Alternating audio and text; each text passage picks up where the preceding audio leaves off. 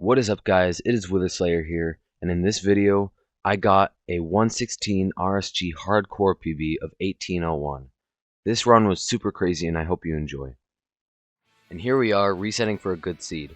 I got a few decent seeds so far, but nothing crazy. Now we are loading into the world, and as you can see it's an ocean. And I'm gonna look for mapless buried treasure here because it's the best thing in speedrunning. I wanted to get either village seeds or mapless seeds for food. And as you can see, the chest is super easy to find. It's just in this wall right here. I'm going to loot it, and you'll notice that I only got 4 iron and 4 food. So usually I wouldn't play a seed like this, but by now I was just kind of bored, so I just wanted to get into the nether on runs. Also, 4 food for a hardcore run is insane. Usually I want to have at least 6 or 7 fish and preferably bread or something from a village, but I decided to just play it out. And I'm getting wood from this tree right here, as well as some dirt, because it's going to come in handy in the nether, as you'll see in a minute.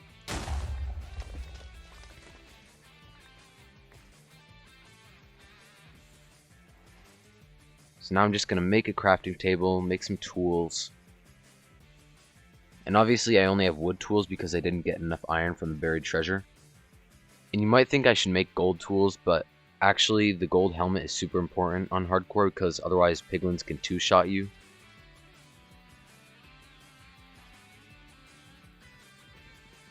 So now I'm making a boat, and I have to get more wood for doors, which was kind of annoying that I didn't get it from the TNT, but it's only a bit of a time loss.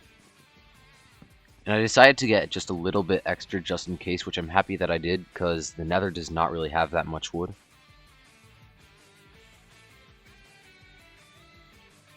So now I'm making my doors, and I'm off the island at just under 140, which isn't great, but what can you do? And I see kelp floating almost immediately, which is good because it means there's a magma ravine, which I can use to enter the nether.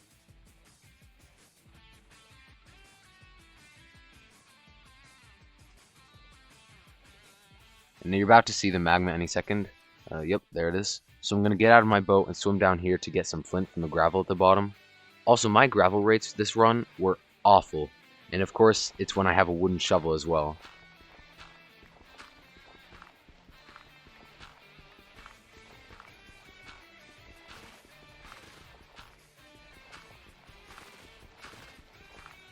And finally, after breaking like 30 gravel or something like that, I finally get my flint. So now I'm ready to go into the nether. I'm going to swim down into the ravine.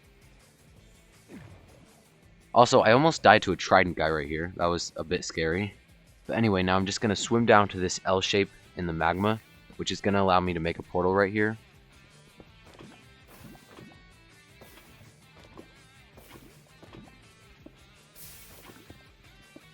And I'm getting rid of the water now, and you can see that it makes a perfect nether portal right here. So I'm going to enter the nether at about 251. And now I'm waiting to see a spike on the entity counter on the top left of the screen, because bastions have a lot of piglins that spawn in them. So I see a spike and lower my FOV so I can see exactly which direction the bastion remnant is in. So I see that it's basically south, and now I'm going to use the pie chart to see if I have a spawner loaded in, because that means there's a fortress loaded or a treasure bastion, because both of those have spawners in them. So because there's light blue on the pie chart, that means I have a spawner loaded. So I'm heading toward the bastion now, and you can see that when I get to the top of this hill right here, I'm going to stop and look around to see if I can actually see the fort or the bastion. Also, yeah, this nether spawn is not optimal at all. Basalt deltas at like Y70 or Y80 is really bad. So because of that, when I get over here, I'm going to need to make a really long speed bridge to get to the other side. And that's why I grabbed all that dirt in the beginning, just in case I had to do something like this.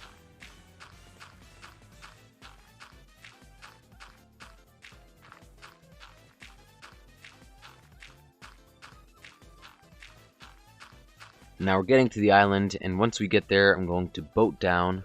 And now that I'm down here, I'm going to E-ray one more time, just so I know exactly where the bastion is. So now I know where I'm going, and I'm just going to head across this lava right here. And it almost flowed onto me. I'm happy that it didn't. Also, I see that there's a skeleton right there, but if you know the channel, you know that I do a lot of hardcore Minecraft, so I know how to deal with it. It's pretty simple. I just don't want to take any damage because I have such limited food, and obviously I can't death reset. And the bastion is right there now, so I'm going to boat down. And also, it's a housing bastion, which is the best type. It's really consistent and pretty safe for hardcore. But remember, I do need to get 3 pieces of iron for a pickaxe, or basically the run is just dead because I can't get any gold to trade to the piglins.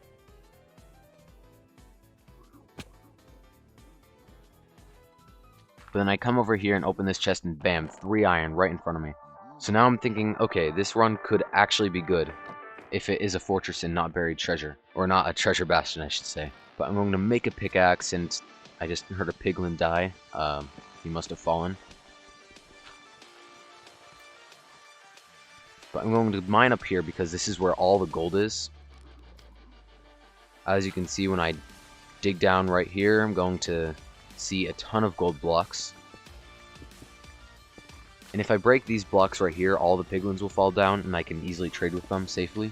Now, while I'm mining the gold blocks, I'm also going to be seeing how far away the fortress is using the pie chart. And I didn't get that many piglins actually because I didn't really do a route. I just came in here and got the gold blocks. I probably got like 5 or something like that, so not much at all.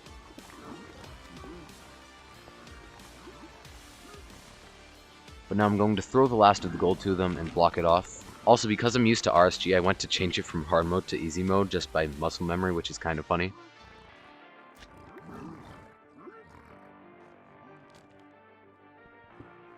Also, I'm about to tower up right here, but I accidentally set myself on fire because I thought I was going to pick up the block that I just broke, but I ended up picking up fire charge instead. But anyway, now I'm going to use the pie chart as well as chunk borders to find out exactly which direction the fortress is in. And I see that it is west, so I just have to get the rest of the piglin trades and then I can just go. And obviously because I only got a few piglins, it is pretty slow. It's gonna be a while still until they're done trading. Usually in a run I like to be out by now, but because it's hardcore it's still pretty good. And I also could have left earlier than I did, but I wanted to get more stuff. Because right now I'm about to get to 19 pearls and I wanted a lot more than that. As you can see, 19 pearls, and I wanted to get more than that. So I'm just going to wait here for a bit longer. But I didn't actually end up getting anything, so it's kind of useless that I waited here. It's a bit of a time loss.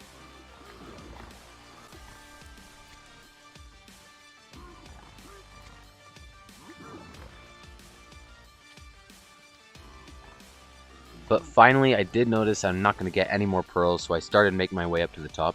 Because I only had 11 obsidian right now, and optimally you want about 20, at least 20. And the top chests usually have a lot of obsidian, which I was hoping for. Basically you want 10 obsidian for one portal, and then also you want to make a second portal to leave the nether a second time closer to the stronghold. But I get to the top here and mine down, and I open this chest and I don't see any obsidian. So I'm like, okay, maybe there's some in the other chest, and I open that one, and that one doesn't have any either. So I basically have to portal one time, and I'm just going to have to travel to the stronghold in the overworld, which is a lot slower, especially because I'm on hardcore, so I can't launch a ton of pearls. But now I'm going to start making my way to the fortress, and it's not great terrain, and I have to throw a few pearls, so I do take some damage here. And I lowered my FOV to see if there was a bastion in the direction that I saw that the spawner was in. And because there's not any spike, it means that it is a fortress and it's not a treasure bastion. And when I get across here, I am going to use the chunk borders again to see which direction the fortress is in, because I don't know if it's diagonal or anything like that. But I do see that it is in the same direction. Also, while I'm traveling to the fortress, I am just going to ask you that you please leave a like on the video. It helps YouTube suggest the video to other people, and it lets me know that you enjoy this type of content.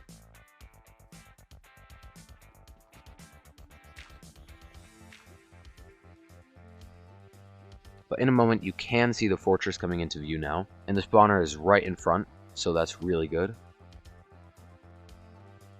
But obviously, like I said earlier, basalt deltas are not great. The terrain is pretty hard to navigate sometimes, because I'm going to have to go across this wall here. But I am going to be able to pearl here.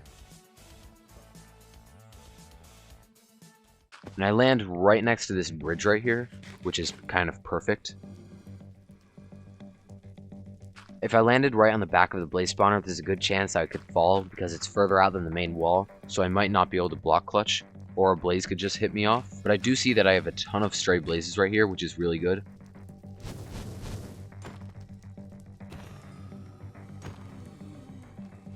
And also, one of the blazes did drop a rod, so I'm 1 for 2 right now.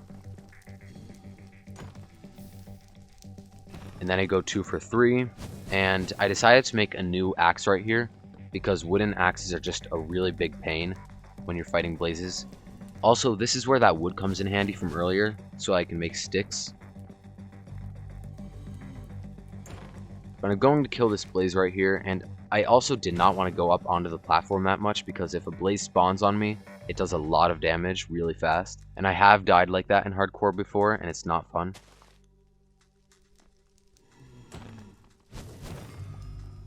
But now I'm going to use this TNT right here to open up the blaze spawner area a little bit more, so that blazes have more space to spawn. Also, while I'm waiting for blazes to spawn, I check my coordinates, and I'm not in a very good spot to blind. Oh, and if you notice, these blazes spawned, but I did not have fire rest. I still don't know how I didn't get shot by one. If I did, I probably would have died. But luckily, I did notice just in time, I think. And these blazes just decided to go off away from the platform, and I didn't really want to make the platform bigger because I might get hit off by a blaze, so I was definitely playing it very safe. And also this gas just decided to spawn and fly over here, so I had to kill it, which is kind of cool because it gave me return to sender. But I do need to get at least 2 more rods. I have 4 right now.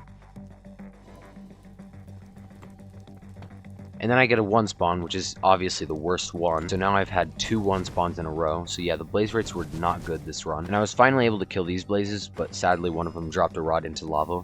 It isn't terrible because it did clear some space for more blazes to spawn. Now I get a 2 spawn, which, you know, it's not great, but it's better than 1. And one of them is actually too far for me to reach to kill it. So I just completely ignore that he's there. And also, by now, this pace is not all that great. Obviously, I didn't have a PB yet in hardcore, but I wanted to get a sub 17, and this wasn't all that great now. Because remember, I'm not at great chords, and I don't have double travel.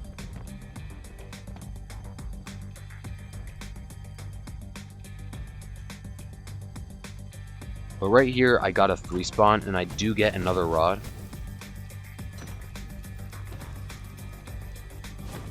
And by now, I do have 6 rods, so I did want at least 7, just in case. But I am going to build my portal now, while I wait for more to spawn. And luckily, right as I'm about to light it, a ton more spawn.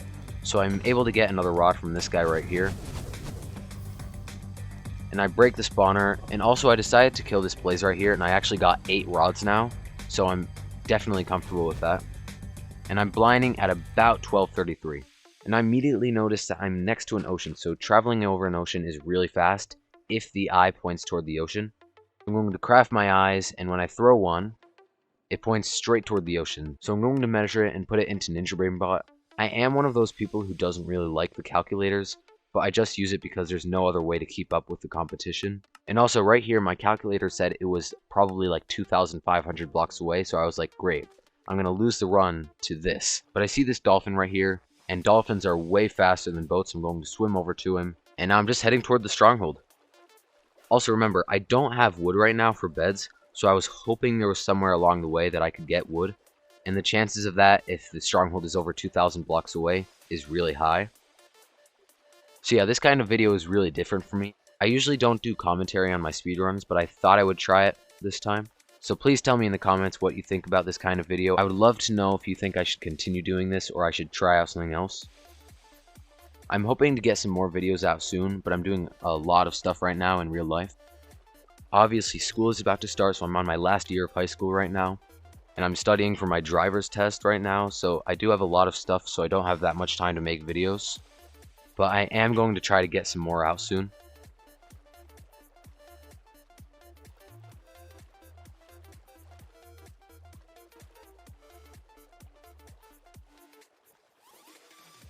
Anyway, I decided to throw another eye right here to get a better reading on the stronghold's location, and it turns to the right, so I know it's closer.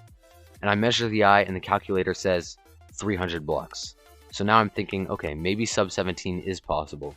And I start heading toward this island right here, because I know the stronghold is probably ocean, and I won't get wood anywhere else if I don't get it here. And I still wasn't seeing the stronghold yet, so I knew by now it had to be on the other side of the island anyway.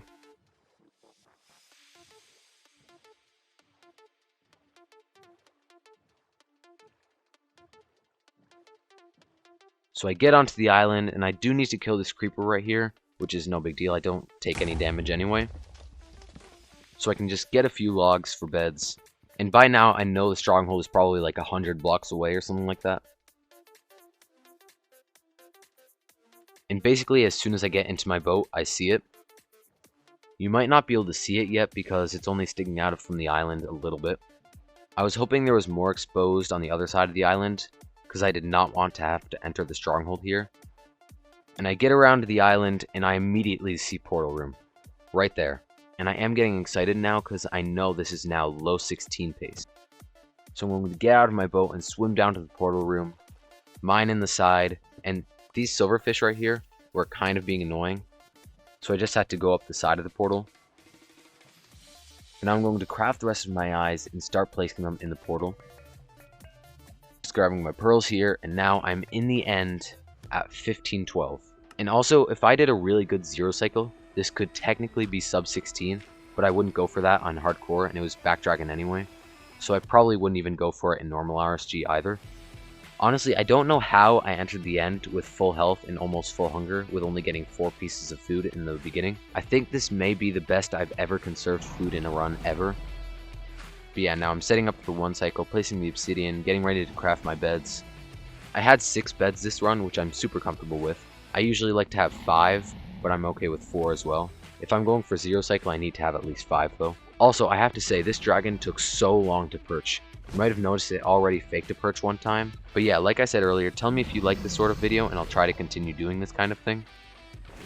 I do enjoy speedrunning hardcore. It adds a challenge that just isn't there in normal RSG. Also, the dragon just fakes another perch right here as well. If it had gone, it probably would have been like a 1630. It's still going to be a while until it goes, which is kind of annoying for me during the run, and it's very annoying for me now because I'm running out of things to say. Anyway, I do think I'm going to start making this my main speedrun category. This run was just super crazy for the whole thing. I mean, wood tools and 4 pieces of food in the beginning, ocean exposed stronghold, and you'll see how the one cycle is also kind of crazy, but I won't spoil it too much, don't worry. And the dragon just decided to sit here fireballing me for a long time. I was going to do half bow, but I didn't get a crossbow from the bastion, so I couldn't. And it only took me a couple hours of running the category to get this run, so I do know that I could do a lot better. Honestly, I probably could get about the same time as my normal RSG PB. It's not that different, except you can't throw a ton of pearls, you can't death reset, and you need to try to not to get hit much.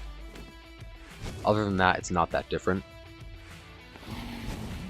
And I don't think I'm going to continue running normal RSG for a long time. My computer doesn't really run the wall very well. I mean, I only get 40 FPS probably, and I get a lot of OBS lag from it. And it'll just take too long to get a PB from a single instance.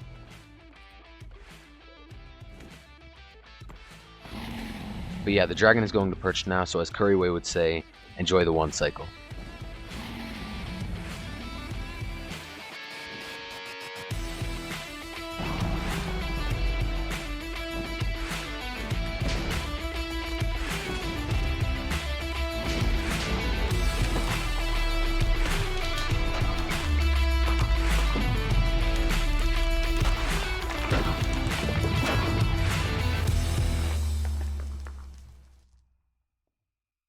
And the final time was 1801. I can do better, but there's the seed.